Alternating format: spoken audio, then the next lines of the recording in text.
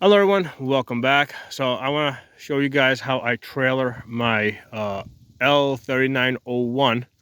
And for those of you watching my channel, you also know I have an L3800 at a different location. So this is a 20-foot big text trailer.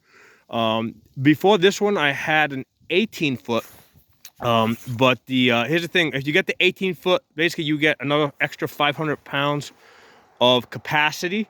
Okay, but what I found is that it's more useful to have that extra 2 feet, especially if if you use a brush cutter, which are very long, and often when you use the brush cutter, you also want to use your front loader kind of as a front bucket to make sure you don't run into any big rocks or anything. So if you have a combination front loader and 6-foot brush cutter, you're gonna need a 20-foot trailer. And I think even with the 20-foot, the brush cutter, the wheel kind of hangs out the back over here. Okay, so now if you guys can see how I have the back hooked up, chained up. Okay,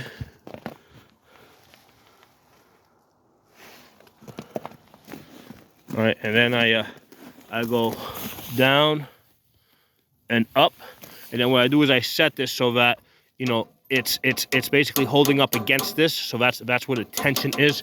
Okay, now of course you want to have your brake set. If you use the split brake, make sure you connect the two pieces, because otherwise if you set the brake and you don't have the little split brake connector, what's going to happen is you're only going to lock up one wheel. I think it's the wheel on the left side. The wheel on the right side is not gonna be braked. So you have to use the split brake connector when you put this on, and remember to take it off. That's the hardest thing when you take this on. When you go to move this, make sure you take the brake off. Okay. So in the front, what I usually do is I tilt the bucket slightly forward so I can go behind the bucket over here, and then over here I use the same method. I go down and up. All right, so the two chains is in the front, the chains are pulling forward, and in the back, the chains are pulling back. So this is the 20-foot big text trailer. The gross weight of this is 10,000 pounds. The weight of the trailer itself is 3,500 pounds. Okay, so the 18-foot was 3,000 pounds, which gave me an extra 500 pounds of capacity, but the extra length was a lot more useful to me. Okay, so here's the thing: as far as trailering it, I have a Tacoma four-wheel drive, 4-cylinder. Okay, so I think the max tow capacity on that is 3,500 pounds, which is just a trailer by itself. So occasionally when I need to trailer this, and I need to trailer this into the dealer because I have a small leak over here from basically the what's it called, the antifreeze is leaking, and it's under warranty. So I'm just gonna take it into them a lot, especially since it's about 9 degrees out here. I don't want to fuss with trying to fix this when it's 9 degrees, so I'm just gonna take it in. So what I do is I just rent out a U-Haul truck.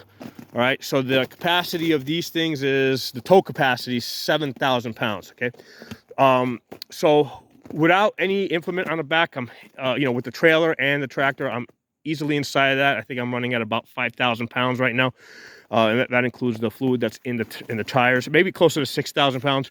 And then when I put an implement in the back, when I put the implement on the back, and sometimes I have a ballast weight of 1,000 pounds that I put in the back, so that's the heaviest I run on the back. So that's a total of 7,000 pounds.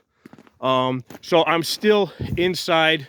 With the trailer, with this L3901, I'm still inside of the 7,000 pound tow capacity of your typical, F-150, 1,500, whether it's a Chevy or Ram, you're still in there. Now, I had considered, because it's a new machine, I had considered getting the L4701, which my pride really wanted it. The main reason why I stuck with the 39, with the 39 or 3800 or 3901 series, is mostly because of weight, so I can trailer this more easily. Because if I went up to the 4701, more, bigger tires, so there's more fluid in the tires. Also, because that front loader has like an extra 700 pounds lifting capacity in the front, so I'd have to, my ballast in the back would have to be, you know, almost that. I'd have to have about 1,500 pounds of ballast in the back. So now it's pushing the total weight up closer to 9,000 pounds.